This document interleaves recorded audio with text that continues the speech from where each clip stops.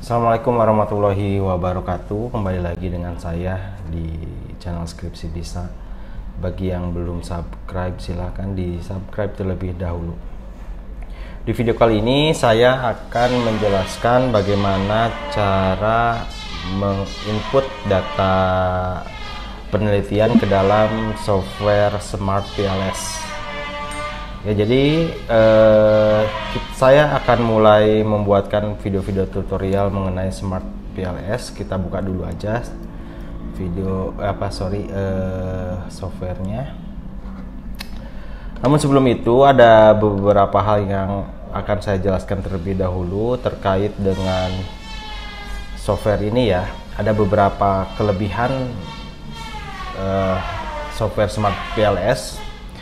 PLS itu singkatan dari partial least square ya.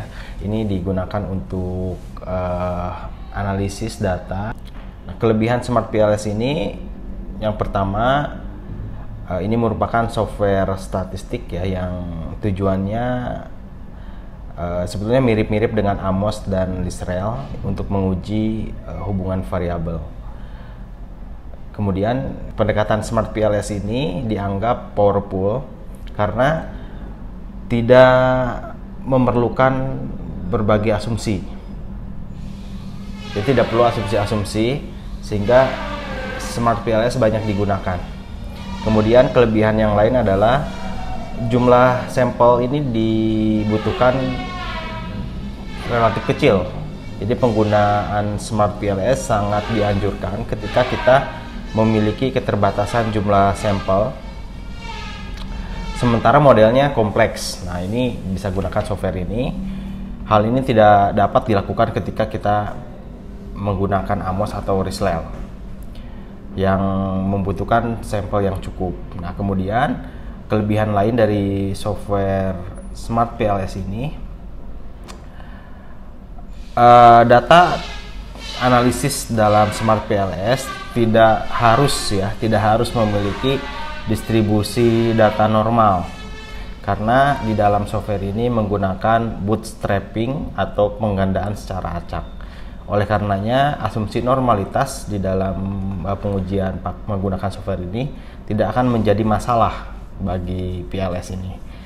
Selain terkait dengan normalitas data, dengan dilakukannya bootstrapping, maka PLS tidak mensyaratkan jumlah minimum sampel.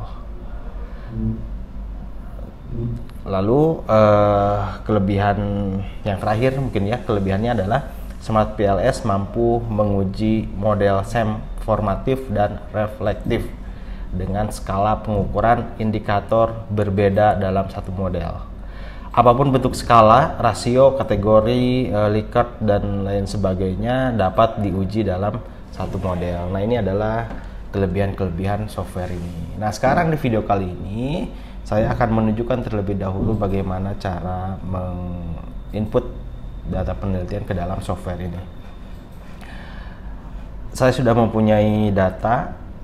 Nah, ini ya, kita misalnya ada data X1, X2, Y, dan Z. Kita akan mencari hubungan atau pengaruh dari masing-masing variabel ini. Kemudian di variabel X1, X2, Y, dan Z ini ada beberapa indikator-indikator. Nah, kita akan ukur ini semua. Ini adalah contoh saja. Kita akan import ke software Smart PLS.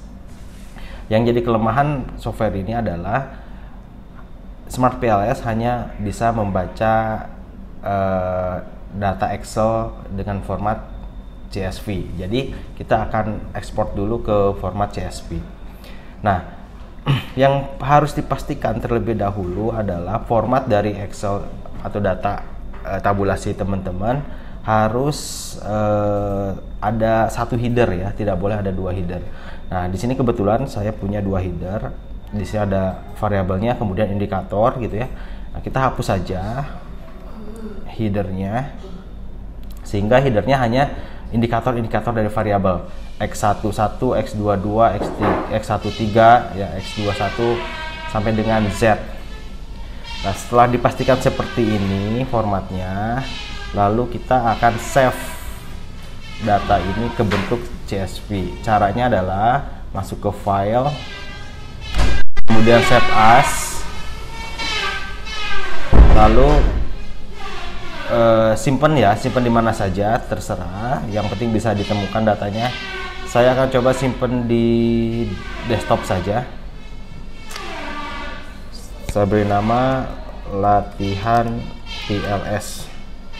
Kemudian tipe yang kita gunakan ya, format yang kita gunakan adalah CSV, delimited. Nah, pilih tipe ini. Ini latihan PLS, save. Ini ada di desktop ya. Save. Nah, udah tersave. Kita close saja. Nah, kemudian kalau sudah dipastikan datanya berbentuk CSV, kita masuk ke software PLS, pilih new project ya, pilih new project. Nah, kita beri nama, contohnya latihan input data.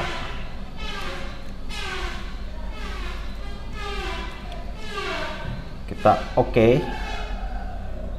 Nah, ini muncul ada latihan input data. Jadi di Project Explorer ini adalah project-project yang atau olah data kita ya. Nah, kebetulan ada di sini latihan input data. Kalau mau import ini gampang, tinggal double klik to import data. Kita klik, nah, akan diarahkan untuk mencari file yang kita tadi simpan. Nah, tadi kita simpan di desktop. Nah, kebetulan ini ada namanya latihan PLS. Pilih ini open. Nah, kita sudah gini aja, namanya latihan PLS saja. Oke. Nah, ini sudah masuk datanya semua ya. Ada X1, X11, X12, X13, X21 dan sampai Z ya. Nah, ini sudah terimport, cukup mudah.